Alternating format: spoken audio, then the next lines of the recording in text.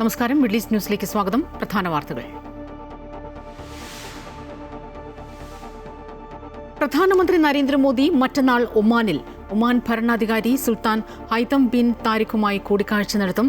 India Oman സ്വതന്ത്ര വ്യാപാര കരാർ ഒപ്പുവെക്കുമെന്ന് സൂചന.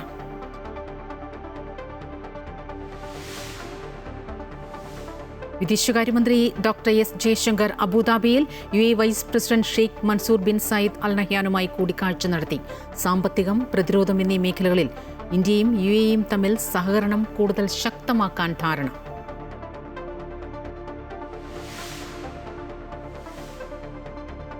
UAEയിൽ ജനുവരി 1 മുതൽ ഒറ്റത്തവണ ഉപയോഗിക്കുന്ന പ്ലാസ്റ്റിക് ഉൽപ്പന്നങ്ങൾക്ക് നിരോധനം. പ്ലാസ്റ്റിക് കപ്പുകൾ, അടപ്പുകൾ, ബാഗുകൾ, പ്ലാസ്റ്റിക് സ്പൂണുകൾ, പ്ലേറ്റുകൾ തുടങ്ങി ഒറ്റത്തവണ ഉപയോഗിക്കാവുന്ന എല്ലാ പ്ലാസ്റ്റിക് ഉൽപ്പന്നങ്ങൾക്കും നിരോധനം ബാധകം. ഇത്തരം ഉൽപ്പന്നങ്ങൾ നിർമ്മിക്കുന്നതിനോ കയറ്റി അയക്കുന്നതിനോ നിരോധനം ബാധകമല്ല. 125 दिन की गारंटी है, गारंटी ये कहीं पर कमजोर नहीं हुई. उस गारंटी को हम पूरा करेंगे, गांव का संपूर्ण विकास भी करेंगे. മഹാത്മാഗാന്ധി തൊഴിലുറപ്പ് പദ്ധതിയുടെ പേരും ഘടനയും മാറ്റുന്ന ബിൽ ലോക്സഭയിൽ അവതരിപ്പിച്ചു. ഇനി വികസിത് ഭാരത് ജിറാംജി. പ്രതിഷേധവുമായി പ്രതിപക്ഷം. മഹാത്മാഗാന്ധിജിയുടെ ആശയങ്ങളെ അപമാനിക്കാനുള്ള നീക്കമെന്ന് പ്രതിപക്ഷം. ഗാന്ധിജി സ്വപ്നം കണ്ട രാമരാജ്യം യാഥാർത്ഥ്യമാക്കാനുള്ള ശ്രമമെന്ന കേന്ദ്രം. സംസ്ഥാനത്തിന് ഒരു വർഷം 1600 കോടിയുടെ നഷ്ടമുണ്ടാകുമെന്ന് കേരളം.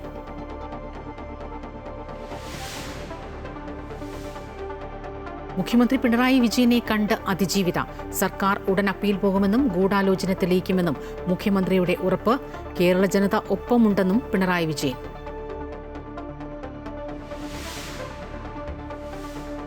IPL ചരിത്രത്തിലെ ഏറ്റവും വിലയേറിയ വിദേശ താരമായ കാമറൂൺ ഗ്രീൻ. കൊൽക്കത്ത ഗ്രീനിനെ സ്വന്തമാക്കിയത് 25 കോടി 20 ലക്ഷം രൂപയ്ക്ക്. അണ്ടർ 19 ഏഷ്യ കപ്പിൽ ഇരട്ട സെഞ്ചുറി നേടുന്ന ആദ്യ ഇന്ത്യൻ താരമെന്ന റെക്കോർഡ് നേട്ടവുമായി അഭിഗ്യാൻ ഗുണ്ടു. മലേഷ്യക്കെതിരായ മത്സരത്തിൽ അഭിഗ്യാൻ നേടിയത് 125 പന്തിൽ നിന്ന് 209 റൺസ്.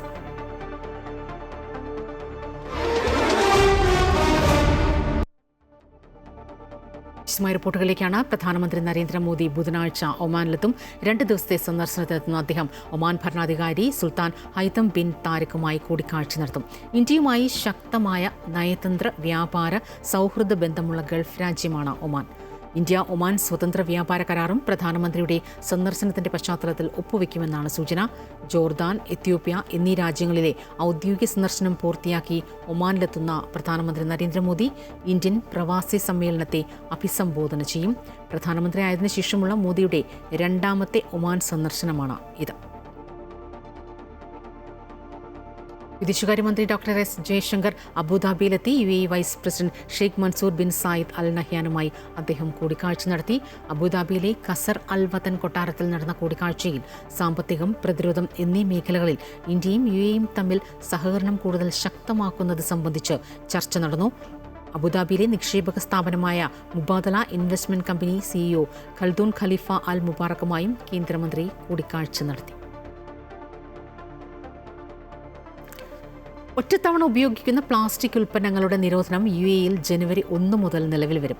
പ്ലാസ്റ്റിക് കപ്പുകൾ, അടപ്പുകൾ, ബാഗുകൾ, പ്ലാസ്റ്റിക് സ്പൂണുകൾ, പ്ലേറ്റുകൾ തുടങ്ങി ഒറ്റത്തവണ ഉപയോഗിക്കാവുന്ന എല്ലാ പ്ലാസ്റ്റിക് ഉൽപ്പന്നങ്ങൾക്കും നിരോധനം ബാധകമാണ്. എന്നാൽ രാജ്യത്ത് ഇത്തരം ഉൽപ്പന്നങ്ങൾ നിർമ്മിക്കുന്നതിനോ കയറ്റി അയക്കുന്നതിനോ നിരോധനം ബാധകമല്ല. 50 മൈക്രോണിൽ താഴെ കനമുള്ള പേപ്പർ ഉൾപ്പെടെ ഘടകമായുള്ള ഒറ്റത്തവണ ഉപയോഗിക്കുന്ന വസ്തുക്കൾക്കും നിരോധനം ബാധകമാണ്. പുനരുപയോഗിക്കാവുന്ന വസ്തുക്കളിൽ നിന്നും തയ്യാറാക്കുന്ന ഉൽപ്പന്നങ്ങൾക്ക് നിരോധനമില്ല. മരുന്ന് ബാഗുകൾ, മാലിന്യ ബാഗുകൾ, ഭക്ഷ്യവസ്തുക്കൾ പൊതിയാൻ ഉപയോഗിക്കുന്ന കനം കുറഞ്ഞ പ്ലാസ്റ്റിക് ഷീറ്റുകൾ, വസ്ത്രങ്ങൾ, ഇലക്ട്രോണിക്സ്, കളിപ്പാട്ടങ്ങൾ എന്നിവയ്ക്കായി ഉപയോഗിക്കുന്ന വലിയ ഷോപ്പിംഗ് ബാഗുകൾ ഇവയ്ക്കും ഇളവുണ്ട്. കുവൈറ്റിൽ വിദേശത്തു നിന്നും ചികിത്സാ ആവശ്യങ്ങൾക്കായി കൊണ്ടുവരുന്ന മയക്കുമരുന്ന് ചേരുവകൾ അടങ്ങിയ മരുന്നുകൾ കൊണ്ടുവരുന്നതിന് മുൻകൂർ അനുമതി നിർബന്ധമാക്കി. ആരോഗ്യമന്ത്രി ഡോക്ടർ അഹമ്മദ് അൽ അവാദിയാണ് ഇത് സംബന്ധിച്ച ഉത്തരവ് പുറപ്പെടുവിച്ചത്. ഇത്തരം മരുന്നുകളുടെയും അവയുടെ കുറിപ്പടികളുടെയും അംഗീകാരത്തിനായി കൃത്യമായ സംവിധാനം സ്ഥാപിക്കുവാനും ഉത്തരവിൽ പറയുന്നു. വിദേശ രാജ്യങ്ങളിൽ പ്രവർത്തിക്കുന്ന കുവൈറ്റിന്റെ ഔദ്യോഗിക കാര്യാലയങ്ങൾ ഇവ അംഗീകരിക്കുകയും ഇവ അംഗീകൃത ഇലക്ട്രോണിക് മാധ്യമങ്ങൾ വഴി സമർപ്പിക്കുകയും വേണം. നിശ്ചിത കാലത്തേക്ക് നിർദ്ദിഷ്ട അളവിലായിരിക്കും ഇവയ്ക്ക് അംഗീകാരം നൽകുക. ഇതിനു പുറമെ അതിർത്തി കവാടങ്ങളിൽ ഇതുമായി ബന്ധപ്പെട്ട തുടർ നടപടികൾക്ക് പ്രത്യേക കസ്റ്റംസ് ക്ലിനിക് എന്നിവയും പ്രവർത്തിക്കും. ഇതുമായി ബന്ധപ്പെട്ട നടപടിക്രമങ്ങളും കൂടുതൽ മാർഗനിർദ്ദേശങ്ങളും ആരോഗ്യ മന്ത്രാലയം വരും ദിവസങ്ങളിൽ പുറപ്പെടുവിക്കും.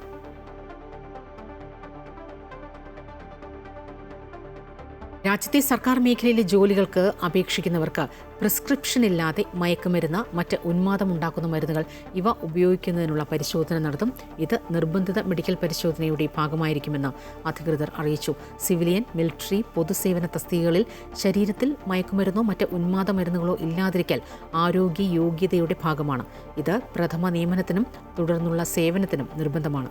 സേവന കാലയളവിൽ ഇത് പാലിക്കപ്പെടാതിരുന്നാൽ അത് ലംഘനമായി കണക്കാക്കുമെന്നും ജോലി നഷ്ടമാകാൻ കാരണമാകുമെന്നും റിപ്പോർട്ടുകൾ പറയുന്നു. ഈ നടപടി കുവൈറ്റിലെ മയക്കുമരുന്ന് വ്യാപനത്തിനെതിരായ കർശന നടപടികളുടെ ഭാഗമാണെന്ന് അധികൃതർ അറിയിച്ചു. 2005 പാർലമെന്റ് പാസാക്കിയ നിയമപ്രകാരം ദേശീയ ഗ്രാമീണ തൊഴിലുറപ്പ് പദ്ധതി എന്നായിരുന്നു പേര്. 2006 മുതലാണ് പദ്ധതി നടപ്പിലാക്കി തുടങ്ങിയത്. 2009 പ്രധാനമന്ത്രിയായിരുന്ന ഡോക്ടർ മൻമോഹൻ സിംഗ് പദ്ധതിക്ക് മഹാത്മാഗാന്ധി ദേശീയ ഗ്രാമീണ തൊഴിലുറപ്പ് പദ്ധതി എന്ന പേര് നൽകി. ഇന്ന് പേരും ഘടനയും മാറ്റി ബിൽ അവതരിപ്പിച്ചപ്പോൾ രാഷ്ട്രപിതാവിനെ പാടെ തഴഞ്ഞു. മഹാത്മാഗാന്ധി തൊഴിലുറപ്പ് പദ്ധതിക്ക് പകരമാണ് Viksit Bharat guarantee four Rozgar and ആജീവിക് mission Gramin bill ലോക്സഭയിൽ അവതരിപ്പിച്ചത്. ബില്ലിനെതിരെ രൂക്ഷമായ വിമർശനമാണ് സഭയിൽ പ്രതിപക്ഷം ഉയർത്തിയത്. പേര് മാറ്റുന്നത് രാഷ്ട്രപിതാവിനെ അപമാനിക്കുന്നതിന് തുല്യമെന്ന് പ്രതിപക്ഷം പറഞ്ഞു. महात्मा गांधी जी मेरे परिवार के नहीं थे, लेकिन मेरे परिवार जैसे ही हैं और इस पूरे देश की यही भावना है सर. പ്രധാനമന്ത്രി നരേന്ദ്രമോദിക്ക് ഗാന്ധിജിയുടെ ആശയങ്ങളെയും സാധാരണക്കാരുടെ അവകാശങ്ങളെയും ഇഷ്ടമല്ലെന്ന് ബില്ലിനെ എതിർത്തുകൊണ്ട് രാഹുൽ ഗാന്ധി എക്സിൽ കുറിച്ചു. പേരുമാറ്റുന്നതിനൊപ്പം അതിന്റെ ഘടന മാറ്റുന്നത് പദ്ധതിയെ തന്നെ ഇല്ലാതാക്കാൻ വേണ്ടിയാണെന്ന് രാഹുൽ ആരോപിക്കുന്നു. സംസ്ഥാനങ്ങൾക്ക് വലിയ സാമ്പത്തിക ബാധ്യത ഉണ്ടാക്കുന്നതാണ് ഭേദഗതിയെന്ന് NK പ്രേമചന്ദ്രൻ MPയും ഫെഡറൽ സംവിധാനങ്ങളെ തകർക്കുന്നതാണ് ബില്ലിലെ വ്യവസ്ഥകളെന്ന് ശശി തരൂർ MPയും പാർലമെന്റിൽ വ്യക്തമാക്കി.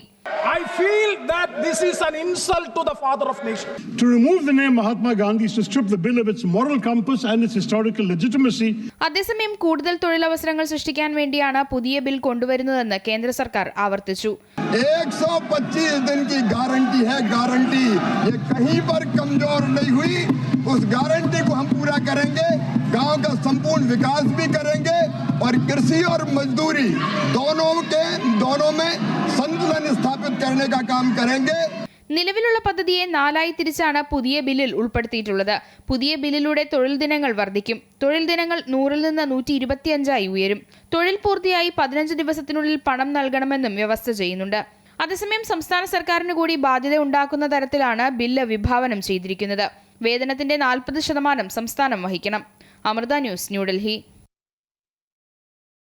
അതേസമയം ഗ്രാമീണ തൊഴിലുറപ്പ് പദ്ധതി ഇല്ലാതാക്കാനുള്ള ശ്രമമാണ് കേന്ദ്ര സർക്കാർ നടത്തുന്നതെന്ന് തദ്ദേശ വകുപ്പ് മന്ത്രി MB രാജേഷ്. 40% ചെലവ് സംസ്ഥാനങ്ങളുടെ തലയിൽ കെട്ടിവെക്കുക വഴി കേരളത്തിന് ഒരു വർഷം 1600 കോടിയുടെ നഷ്ടമാണ് ഉണ്ടാകുന്നതെന്നും ഈ ബില്ലിൽ നിന്ന് കേന്ദ്ര സർക്കാർ പിന്മാറണമെന്നും മന്ത്രി പറഞ്ഞു. കോടിക്കണക്കിന് മനുഷ്യരുടെ ഉപജീവനത്തിന് നേരെയുള്ള യുദ്ധമാണ് മോദി ഗവൺമെന്റ് ഇപ്പോൾ അഴിച്ചുവിട്ടിരിക്കുന്നത്. ക്രൂരമായ ഒരാക്രമണം സാധാരണ മനുഷ്യരുടെ ജീവിതത്തിന് പുല്ലുവില കൽപ്പിച്ചുകൊണ്ട് അവർ നടത്തുകയാണ്. 40% ഇനി മുതൽ സംസ്ഥാനങ്ങൾ വഹിക്കണമെന്നാണ്. നിലവിൽ മുഴുവൻ കേന്ദ്ര ഫണ്ടിംഗ് ആണ്. ശബരിമല സ്വർണ്ണക്കൊള്ള കേസിൽ കട്ടളപ്പാളി സ്വർണം പൊളിഞ്ഞതിന് രേഖകളുണ്ടോ എന്ന് ആവർത്തിച്ച് ചോദിക്കുകയാണ് ഹൈക്കോടതി. തിരുവിതാംകൂർ ദേവസ്വം ബോർഡിനെ വിമർശിച്ചു. കട്ടളപ്പാളിയിൽ സ്വർണം പൊതിഞ്ഞതിന് ദേവസ്വം ബോർഡിൽ ഒരു രേഖ പോലും ഇല്ലേ എന്നാണ് കോടതിയുടെ ചോദ്യം. N. വാസുവിന്റെ ജാമ്യാപേക്ഷ പരിഗണിക്കവെയായിരുന്നു കോടതിയുടെ പരാമർശം. അതേസമയം ദേവസ്വം മുൻ പ്രസിഡന്റ് A. പത്മകുമാറിന്റെ റിമാൻഡ് വീണ്ടും നീട്ടി. ദ്വാരപാലക കേസിൽ പത്മകുമാർ കൊല്ലം വിജിലൻസ് കോടതിയിൽ ജാമ്യാപേക്ഷ നൽകി. 98-ൽ വിജയ് മല്യയുടെ UB ഗ്രൂപ്പ് ശബരിമല കട്ടളപ്പാളിയിൽ സ്വർണം കൊണ്ട് പൊതിഞ്ഞതിൽ യാതൊരു രേഖയും ദേവസ്വം ബോർഡിന്റെ പക്കൽ ഇല്ല എന്നാണ് ഹൈക്കോടതി ചോദിച്ചത്. അങ്ങനെ സ്വർണം പൂശിയതായിട്ട് ഒരു മഹസറോ രേഖയോ ഇല്ലെങ്കിൽ ഈ കേസെല്ലാം എങ്ങനെ നിലനിൽക്കുമെന്നാണ് കോടതിയുടെ സംശയം. കട്ടളപ്പാളി ചെമ്പുപാളിയായി മാറി എന്ന ആരോപണത്തിൽ കേസ് പറയുമ്പോൾ കട്ടളപ്പാളിയിൽ സ്വർണം ഉണ്ടായിരുന്നു എന്നുള്ളതിന്റെ തെളിവല്ലേ ആദ്യം വേണ്ടത്? ഇത്രയും വലിയൊരു സംഭാവന UB ഗ്രൂപ്പ് നൽകിയിട്ടും അതിന്റെ രേഖ ആവശ്യപ്പെടുമ്പോൾ ദേവസ്വം ബോർഡ് നൽകുന്നില്ല. സാധാരണ ഇത്തരം സംഭാവനകൾ വരുമ്പോൾ കൃത്യമായ ഒരു മഹസർ ദേവസ്വം ബോർഡ് സൂക്ഷിക്കേണ്ടതാണ്. ഇവിടെ UB ഗ്രൂപ്പ് സ്വർണം പൊതിഞ്ഞു എന്ന് പറയപ്പെടുന്നു. ജനങ്ങൾ അത് കണ്ടിട്ടുമുണ്ട്. എന്നാൽ സ്വർണം പൊതിഞ്ഞതായി ഒരു രേഖ ദേവസ്വം ബോർഡിന്റെ പക്കലില്ല. അന്ന് ദേവസ്വം കമ്മീഷണറായിരുന്ന N. വാസുവിന്റെ ജാമ്യാപേക്ഷ പരിഗണിക്കവെയാണ് കോടതി ആവർത്തിച്ച് രേഖ ആവശ്യപ്പെട്ടത്. വിജിലൻസ് കോടതിയിലോ മജിസ്ട്രേറ്റ് കോടതിയിലോ എവിടെയെങ്കിലും സ്വർണം പൊതിഞ്ഞിരുന്നു എന്നുള്ളതിന്റെ വ്യക്തമായ രേഖ നൽകിയിട്ടുണ്ടോ എന്നും കോടതി ചോദിച്ചു. എന്നാൽ ദേവസ്വം ബോർഡിന്റെ മറുപടി പങ്കജ് ഭണ്ഡാരി എന്ന സ്മാർട്ട് ക്രിയേഷന്റെ ഉദ്യോഗസ്ഥന്റെ ഒരു സ്റ്റേറ്റ്മെന്റ് മാത്രമാണ്. നിലവിൽ സ്വർണ്ണക്കൊള്ളയുടെ കേസ് നിയമപരമായി നിലനിൽക്കണമെങ്കിൽ UB ഗ്രൂപ്പ് തന്നെ ചിലവാക്കിയ സ്വർണത്തിന്റെ കണക്ക് കൊണ്ടുവരേണ്ടി വരും. ഈ സംശയമാണ് ഹൈക്കോടതി ഇന്ന് പ്രകടിപ്പിച്ചത്. N. വാസുവിന്റെയും മുരാരി ബാബുവിന്റെയും ജാമ്യാപേക്ഷ കോടതി വിധി പറയാൻ മാറ്റി. എന്നാൽ സ്വർണം പൊതിഞ്ഞതിന്റെ രേഖ എവിടെയെന്ന ചോദ്യത്തിന് ഇപ്പോഴും മറുപടി ബാക്കിയാണ്. അമൃത ന്യൂസ്, കൊച്ചി. ദ്വാരപാലക ശില്പങ്ങളിൽ സ്വർണം പൂശാൻ പോറ്റിയെ അനുവദിച്ചത് എന്തിന്? ഈ ചോദ്യത്തിന് ഉത്തരം തേടിയാണ് ദേവസ്വം ബോർഡ് മുൻ പ്രസിഡന്റ് PS പ്രശാന്തിന്റെയും ബോർഡിലെ മറ്റ് അംഗങ്ങളുടെയും മൊഴിയെടുക്കാൻ SIT ഒരുങ്ങുന്നത്. കേസിൽ സ്മാർട്ട് ക്രിയേഷൻ CEO ഇന്നലെ വീണ്ടും ചോദ്യം ചെയ്തിരുന്നു. കേസിൽ 2 ജീവനക്കാരെയും SIT ചോദ്യം ചെയ്ത് വിട്ടയച്ചു. കഴിഞ്ഞ ദിവസമാണ് ചെന്നൈയിലെ സ്മാർട്ട് ക്രിയേഷൻ CEO പങ്കജ് ഭണ്ഡാരിയെ അന്വേഷണ സംഘം ചോദ്യം ചെയ്തത്. സ്ഥാപനത്തിലെ 2 ജീവനക്കാരെയും SIT ചോദ്യം ചെയ്തു. ജീവനക്കാരെ വിട്ടയച്ചെങ്കിലും ഇനിയും ചോദ്യം ചെയ്യലിന് വിളിപ്പിക്കുമെന്നാണ് വിവരം. ശബരിമല എക്സിക്യൂട്ടീവ് ഓഫീസറായ മുരാരി ബാബുവും കേസിലെ 1-ാം പ്രതിയായ ഉണ്ണികൃഷ്ണൻ പോറ്റിയും കസ്റ്റഡിയിൽ തുടരുമ്പോഴാണ് പങ്കജ് ഭണ്ഡാരിയെ ചോദ്യം ചെയ്തത് എന്നതും നിർണായകമാണ്. തിരുവിതാംകൂർ ദേവസ്വം ബോർഡ് മുൻ പ്രസിഡന്റ് PS പ്രശാന്തിന്റെ മൊഴിയും അന്വേഷണ സംഘം എടുക്കും. പ്രശാന്ത് പ്രസിഡന്റായിരുന്ന സമയത്തെ ബോർഡ് അംഗങ്ങളുടെയും മൊഴിയെടുക്കും. ദ്വാരപാലക ശില്പങ്ങൾ 2024 സ്വർണം പൂശിയതുമായി ബന്ധപ്പെട്ട കാര്യങ്ങളായിരിക്കും SIT ചോദിച്ചറിയുക. അറസ്റ്റിലായ ഉണ്ണികൃഷ്ണൻ പോറ്റിയും ദേവസ്വം ഉദ്യോഗസ്ഥരും നൽകിയ മൊഴിയുടെ അടിസ്ഥാനത്തിലാണ് തീരുമാനം.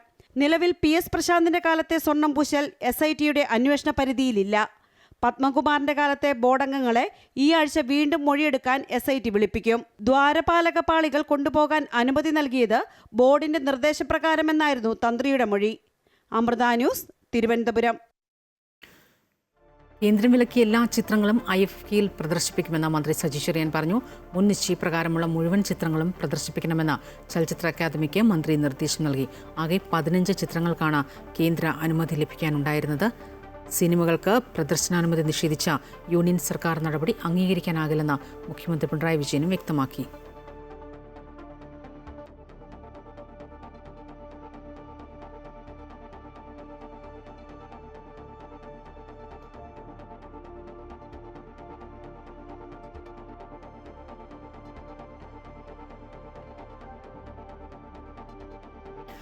എല്ലാ സിനിമകളും IFFKയിൽ കാണിക്കുമെന്ന് നടൻ സന്തോഷ് കീഴാറ്റൂർ. വിലക്കിയ സിനിമകൾ പ്രദർശിപ്പിക്കുമെന്നും സിനിമാ പ്രേമികൾക്ക് ആശങ്കകൾ വേണ്ടെന്നും അദ്ദേഹം പറഞ്ഞു. ഇപ്പോഴത്തെ തീരുമാനം സിനിമകൾ കാണിക്കുക എന്നതാണ്. സിനിമകൾ റീഷെഡ്യൂൾ ചെയ്യും, അതിൻ്റെ ചില പ്രശ്നങ്ങളുണ്ടാകും. സഹകരിക്കണമെന്നും സർക്കാരിൻ്റെ ചരിത്ര തീരുമാനമാണ് ഇതെന്നും സന്തോഷ് കീഴാറ്റൂർ പറഞ്ഞു. ഈ വിവാദങ്ങളെല്ലാം നടക്കുമ്പോൾ ചലച്ചിത്ര അക്കാദമി ചെയർമാൻ എവിടെയെന്ന ചോദ്യവും ഉയർന്നു. അതിൽ വിശദീകരണവുമായി ചലച്ചിത്ര അക്കാദമി വൈസ് ചെയർപേഴ്സൺ കുക്കു പരമേശ്വരൻ രംഗത്തെത്തി. എല്ലാ സമയവും അദ്ദേഹം ഫോണിൽ ബന്ധപ്പെടുന്നുണ്ട് എന്നും ചലച്ചിത്രമേളയുടെ സമാപന ദിവസം അദ്ദേഹം എത്തുമെന്നും കുക്കു പരമേശ്വരൻ പറഞ്ഞു.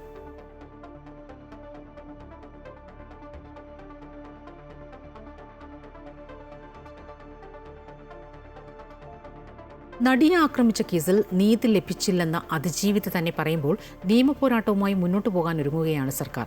കേരളം മുഴുവൻ അവൾക്കൊപ്പമെന്ന ഉറപ്പു നൽകുന്നു മുഖ്യമന്ത്രി. നടിയെ ആക്രമിച്ച കേസിൽ മുഖ്യമന്ത്രിയെ അതിജീവിത ക്ലിഫ് ഹൗസിൽ എത്തി നേരിട്ട് കണ്ടു. കേരള ജനത ഒപ്പമുണ്ടെന്നും വിചാരണ കോടതി വിധിക്കെതിരെ ഈ ആഴ്ച തന്നെ അപ്പീൽ പോകുമെന്നും മുഖ്യമന്ത്രി ഉറപ്പു നൽകി. കേസിലെ പ്രതിയായ മാർട്ടിന്റെ വീഡിയോ സാമൂഹ്യമാധ്യമത്തിൽ അതിജീവിതയ്ക്ക് എതിരായി പ്രചരിക്കുന്നത് തടയുമെന്നും മുഖ്യമന്ത്രി വ്യക്തമാക്കി.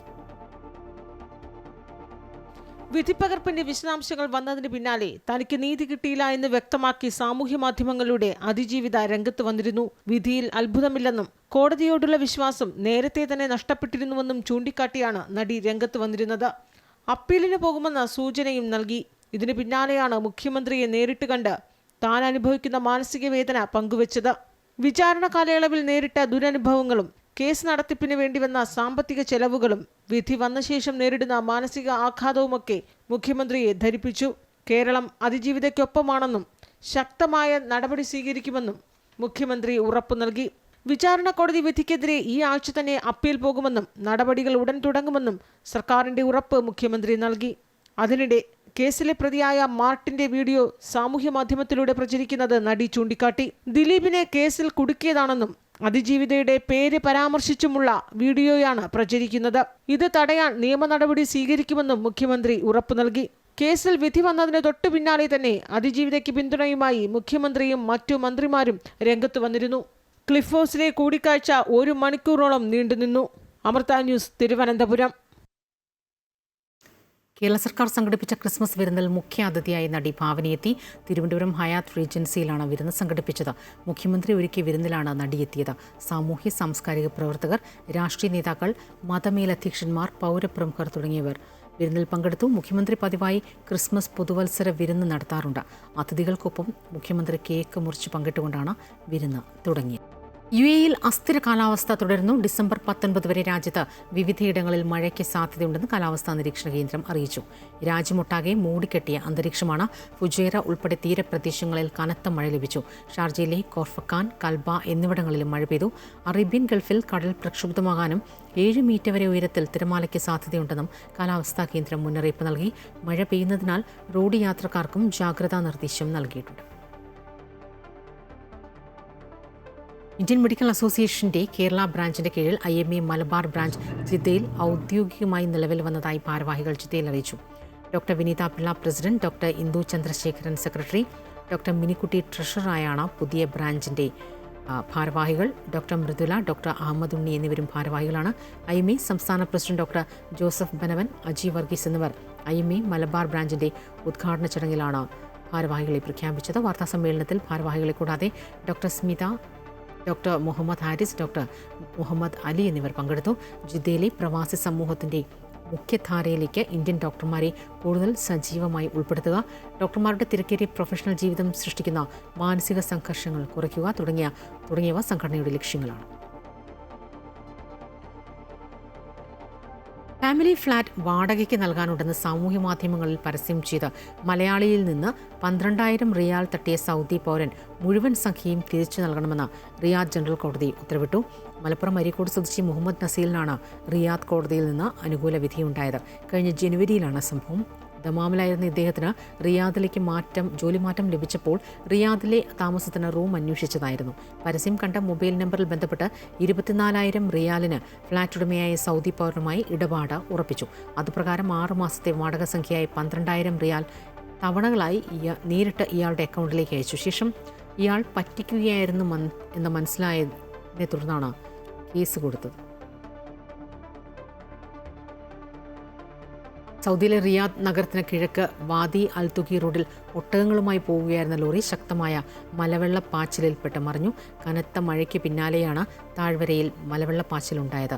മറിഞ്ഞ ലോറിയിൽ നിന്ന് ഒട്ടകങ്ങൾ താഴ്വരയിലേക്ക് പതിച്ചു. ലോറിയിൽ കൊണ്ടുപോകുന്നതിനിടെ കയറുകൾ ഉപയോഗിച്ച് ബന്ധിച്ചതിനാൽ അപകടത്തിന് ശേഷം ഒട്ടകങ്ങൾക്ക് ചലിക്കാനോ മറിഞ്ഞ ലോറിയിൽ നിന്ന് ദൂരേക്ക് മാറാനോ സാധിച്ചില്ല. കിഫ്ബി മസാല ബോണ്ട് കേസിലെ ED നോട്ടീസിൽ തുടർ നടപടികൾ സ്റ്റേ ചെയ്ത ഹൈക്കോടതി. കിഫ്ബിയുടെ അപ്പീൽ ഹൈക്കോടതി ഫയലിൽ സ്വീകരിച്ചു. EDക്ക് ഹൈക്കോടതി നോട്ടീസ് നൽകി. 3 മാസത്തേക്കാണ് ഹൈക്കോടതിയുടെ സ്റ്റേ. ED നൽകിയ നോട്ടീസിനെതിരെ കിഫ്ബിയുടെ ഹർജിയിലാണ് ഹൈക്കോടതി EDയുടെ നടപടി 3 മാസത്തേക്ക് സ്റ്റേ ചെയ്തത്. കിഫ്ബി വിദേശ ഫണ്ട് വിനിമയം നടത്തിയെന്നും ഫെമ നിയമത്തിന്റെ ലംഘനം നടത്തിയെന്നും ഫണ്ട് ഉപയോഗിച്ച് റിയൽ എസ്റ്റേറ്റ് പരിപാടി നടത്തിയെന്നുമൊക്കെയാണ് ഗുരുതരമായ ആരോപണം ED ഉന്നയിച്ചിരുന്നത്. എന്നാൽ EDയുടെ നടപടി നിയമപരമല്ലെന്നും ചട്ടപ്രകാരമുള്ള നോട്ടീസ് അല്ല നൽകിയതെന്നുമായിരുന്നു സംസ്ഥാന സർക്കാരിന്റെ വാദം. സർക്കാർ വികസന പ്രവർത്തനങ്ങൾക്കാണ് കിഫ്ബി ഫണ്ട് ഉപയോഗിച്ചിട്ടുള്ളതെന്നും യാതൊരു കാരണവശാലും EDയുടെ ആരോപണം ശരിയല്ലെന്നുമായിരുന്നു സംസ്ഥാന സർക്കാർ വാദിച്ചത്. ഇക്കാര്യം ചൂണ്ടിക്കാട്ടിയാണ് സംസ്ഥാന സർക്കാർ ഹൈക്കോടതിയെ സമീപിച്ചത്. EDയുടെ നോട്ടീസിന്റെ തുടർ നടപടി റദ്ദാക്കണമെന്നായിരുന്നു ആവശ്യം.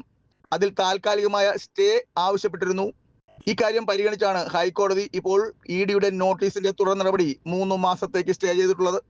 ഹർജിയിൽ വിശദമായ വാദം കേട്ട ശേഷം കോടതി അന്തിമ ഉത്തരവ് പുറപ്പെടുവിക്കും. അമൃത ന്യൂസ്, കൊച്ചി. കിഫ്ബി മസാല ബോണ്ടിലെ ഹൈക്കോടതി വിധിയിൽ സന്തോഷമെന്ന മുൻ മന്ത്രി തോമസ് ഐസക്. കോടതിയെ ബഹുമാനിക്കുന്നുവെന്നും കോടതി തീരുമാനത്തിന്റെ അടിസ്ഥാനത്തിൽ നടപടി സ്വീകരിക്കുമെന്നും അദ്ദേഹം പറഞ്ഞു. കഴിഞ്ഞ 5 വർഷം കൊണ്ട് എന്തിനാണ് തന്നെ ചോദ്യം ചെയ്യാൻ വിളിപ്പിച്ചതെന്ന് പോലും ഇഡിക്ക് മറുപടി നൽകാൻ സാധിച്ചില്ല. ഇവിടെ ആർക്കും ഇഡിയെ പേടിയില്ല എന്നും അദ്ദേഹം കൂട്ടിച്ചേർത്തു. 5 വർഷത്തിനിടയിൽ എന്തിനു വേണ്ടിയാണ് ചോദ്യം ചെയ്യാൻ വിളിക്കുന്നതെന്ന് പറയാൻ ഇഡിക്ക് കഴിഞ്ഞില്ല. ഞങ്ങളെ സാക്ഷിയായിട്ട് റിസർവ് ബാങ്കിനെ വിളിച്ചു. റിസർവ് ബാങ്ക് സ്റ്റേറ്റ്മെന്റ് നൽകി. അതിലും ഞങ്ങൾ എന്തെങ്കിലും തെറ്റ് ചെയ്തായിട്ട് റിസർവ് ബാങ്കിന്റെ സ്റ്റേറ്റ്മെന്റ് ഇല്ല. അപ്പോൾ ഇതാണ് കോടതിയിലെ നില. അങ്ങനെ ഇരിക്കെ ഒരു തീർപ്പുണ്ടാക്കി, ഞങ്ങൾ ഇൻവെസ്റ്റിഗേഷൻ അവസാനിച്ചു, നിങ്ങൾ ഹാജരാവണ്ട, ഇനി ഞങ്ങളുടെ അഡ്ജുഡിക്കേറ്ററുടെ മുന്നിൽ വന്ന് വിശദീകരണം നൽകണം എന്നും പറഞ്ഞൊരു ചാർജ് ഷീറ്റ് ഉണ്ടാക്കിയിരിക്കുകയാണ്. അപ്പോൾ ഇതിനെതിരായിട്ടാണ് ബഹുമാനപ്പെട്ട ഹൈക്കോടതിയെ സമീപിച്ചത്.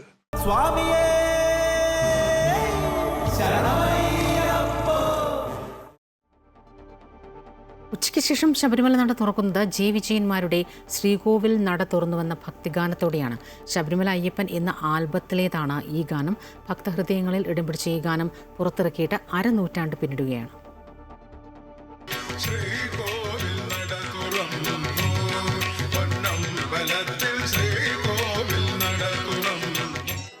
1976 ദേവസ്വം ബോർഡ് ശബരിമല അയ്യപ്പൻ എന്ന ഭക്തിഗാന ആൽബം പുറത്തിറക്കുന്നത്. കൈപ്പള്ളി കൃഷ്ണപിള്ളയുടെ രചനയിൽ പിറന്ന വരികൾ. സഹോദരങ്ങളും പ്രശസ്ത സംഗീതജ്ഞരുമായ ജയവിജയന്മാരാണ് ഗാനം ആലപിച്ചിരിക്കുന്നത്. ഉച്ചയ്ക്ക് നടയടച്ച് മണ്ഡലകാലത്ത് വൈകിട്ട് 3-നും മാസപൂജ സമയത്ത് 5-നും നട തുറക്കുമ്പോൾ സന്നിധാനത്ത് ഈ ഗാനം മുഴങ്ങും. ജനകോടികളുടെ യുഗസാധനയുടെ അസുലഭ നിർവൃതിയുമായി. കേൾക്കുമ്പോൾ ഒരു സുഖമാണ്. ഇന്നിപ്പോൾ ഉച്ചകൂടി കേട്ടിട്ടുള്ളൂ. വന്നപ്പോൾ ആ തണുത്ത കാലാവസ്ഥയിൽ ആ കേൾക്കുമ്പോൾ മനസ്സിന് നല്ലൊരു കുളിർമയും നല്ല സന്തോഷം തോന്നും. നമ്മൾ ആ സകല ദുഃഖങ്ങളും മറന്നുള്ള നല്ലൊരു അനുഭവമാണ്. ആഭിരാഗത്തിലാണ് ഗാനം ഒരുക്കിയിരിക്കുന്നത്. HMV കമ്പനിയുടെ ഗ്രാമഫോൺ റെക്കോർഡായാണ് ഗാനം പുറത്തിറങ്ങിയത്. ശ്രീകോവിൽ നട തുറന്നുവെന്ന ഗാനം ഭക്തഹൃദയങ്ങളിൽ ചിരപ്രതിഷ്ഠ നേടിയിട്ട് 1/2 നൂറ്റാണ്ട് പിന്നിടുകയാണ്. ശബരിമല അയ്യപ്പന്റെ ഉറക്കുപാട്ടായ ഹരിവരാസനം പോലെ പ്രശസ്തമാണ് ശ്രീകോവിൽ നട തുറന്നുവെന്ന ഗാനവും. ഭക്തഹൃദയങ്ങളിൽ ഈ അയ്യപ്പ ഭക്തിഗാനം ഇടം പിടിച്ചിട്ട് 1/2 നൂറ്റാണ്ട് പിന്നിടുന്നു. Cameraman ശശികാന്തിനൊപ്പം Kiran Kumar, Amrita news, Sannidhanam. Indian രൂപയുടെ മൂല്യത്തിൽ വൻ തകർച്ച. $1 91 രൂപ കടന്നു. $1 91 രൂപ 5 പൈസ എന്ന നിലയിലാണ് വിനിമയം നടന്നത്. ഇതുവരെ 31 പൈസയാണ് ഇന്ന് മൂല്യമിടിഞ്ഞത്. ഡോളറിനുള്ള ഉയർന്ന ഡിമാൻഡ്, ഇന്ത്യ US വ്യാപാര കരാറിലെ കാലതാമസം, വിദേശ നിക്ഷേപകരുടെ വിറ്റഴിക്കൽ എന്നിവയാണ് ഇടിവിനുള്ള പ്രധാന കാരണങ്ങൾ. പ്രാദേശിക ഓഹരികളും ബോണ്ടുകളും വിദേശ നിക്ഷേപകർ വ്യാപകമായി വിറ്റഴിക്കുന്നതും പ്രതിസന്ധി ഉണ്ടാക്കുന്നുണ്ട്. തീരുവ വിഷയത്തിനു ശേഷം ഇതിനോടകം $1800 കോടി വിറ്റഴിക്കൽ വിദേശ നിക്ഷേപകർ നടത്തിയെന്നാണ് കണക്ക്. സെൻസെക്സ് 480 പോയിന്റ് വരെ ഇടിഞ്ഞു. നിഫ്റ്റിയുടെ എല്ലാ സെക്ടറുകളും ഇന്ന് നഷ്ടത്തിലാണ്. Nifty IT 1% ഇടിഞ്ഞിട്ടുണ്ട്.